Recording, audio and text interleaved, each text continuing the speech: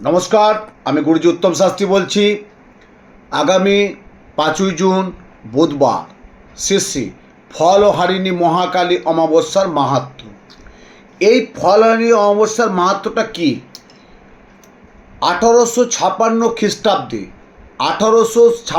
খ্রিস্টাব্দে ঠাকুর শ্রী শ্রী রামকৃষ্ণ পরমহংসদেব নিজের স্ত্রীকে অর্থাৎ মাতৃজ্ঞানে এবং ষোড়শীরূপে পুজো করেছিলেন ফলহারিণী অমাবস্যা যোগে, যেটা বলি ফলহারিণী কালিকা পূজা অমাবস্যা যোগ।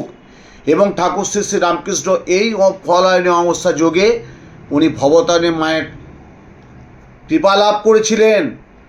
তাই প্রত্যেককে বলবো ওই দিন কিন্তু আপনারা কিন্তু 7টা 15 হইতে তারপর দিন 6ই জুন বৃহস্পতিবার 5টা 53 পর্যন্ত একটা ফল কিন্তু যে কোনো কালী মন্দিরে গিয়ে বা গঙ্গা দিয়ে দান করুন।